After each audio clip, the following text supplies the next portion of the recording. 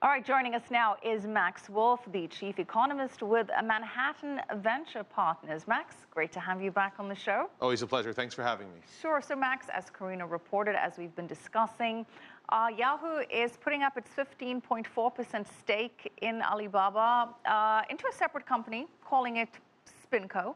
Interesting choice of name. Max, what's the deal here? Well, look, Yahoo has a problem and a sort of nice little problem to have, but still a problem, which is for years, the excitement and the growth of Yahoo's story has been imported from Alibaba. However, this has obscured and made people uninterested in what is Yahoo's part of Yahoo, the non-Alibaba and Yahoo Japan portion. In order to move forward and to reward shareholders, they need to move this out and separate this into Yahoo and Alibaba, and they need to do it without paying a lot of the upside they made to the government, and this is how you do it. Yes, this move does help with taxes significantly, and it'll also bring in more or less, at the current share value, about $40 billion for Yahoo. That's a lot of cash to have on hand. What do you think they're going to be doing with that? So we know from the company that about half of it they're going to give back in the form of cash payouts and share repurchases. So that leaves about half the money under question.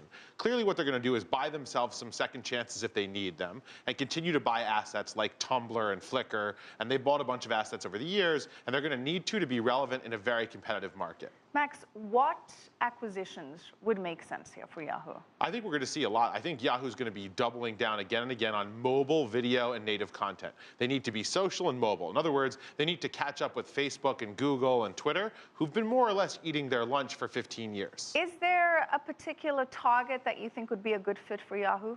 It's hard to say a one target. I think this is going to be a couple of $500 million to $1.5 billion exciting startup stories. I personally believe Tumblr was really smart, and if they can pull off another 2 or 3 Tumblrs in the mix, I think it really gives them an exciting future. Well, Tumblr's paid off, it would appear. Yahoo Japan, another bright spot for Yahoo. But other than that, does Yahoo have enough juice in the tank without Alibaba? Has Marissa Mayer done the miracle that she's supposed to have done?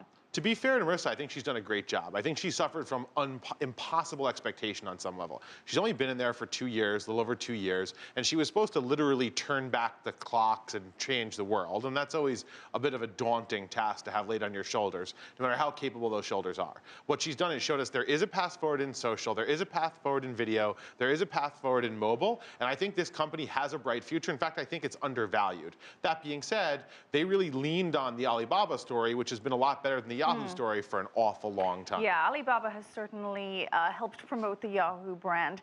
And without the stake, Yahoo's going to be valued around $10 billion or so, making it a possible target for acquisitions.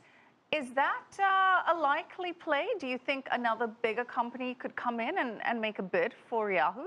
I think if there's ever a period in which people lose hope that Marissa can turn this around, we'll see a rapid sale. That would be another 6 to 12 months of real stumbles, which I don't think is happening. But just because Microsoft's taken a few passes at this prize before, and because we hear about pressure from activists to combine with AOL, I think there's going to be takeover rumors, either that Yahoo will make a big strategic acquisition or will be one. My guess is unless things don't go well, it's a go-alone story for another year at least. Max, could Alibaba come in and buy itself back, could buy SpinCo back from Yahoo? Absolutely. And a lot of folks thought that Alibaba might turn around at one point and just buy the whole thing before any of this. They didn't, but they could, and that Yahoo is going to be low enough in its valuation, and Alibaba is going to be rich enough for the foreseeable future that will remain a possibility.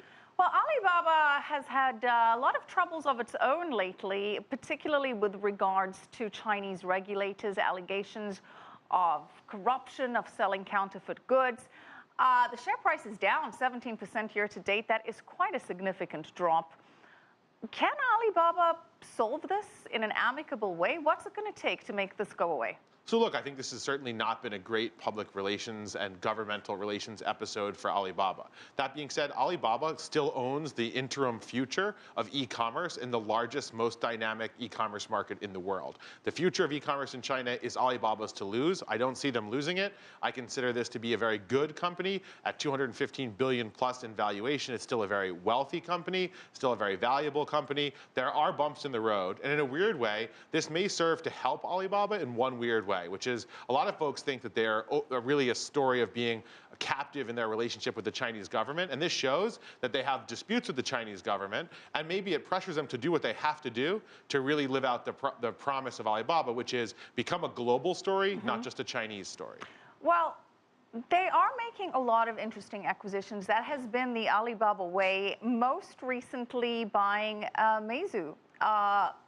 What's the thinking there? Is Alibaba stretching itself too thin, buying too many different parts, or do you see this all coming together somehow? Well, $8 billion of spending tells us they're not exactly shy about throwing around that pocketbook, but then again, they still keep making a lot of money. So not a cash-poor enterprise by any stretch of the imagination.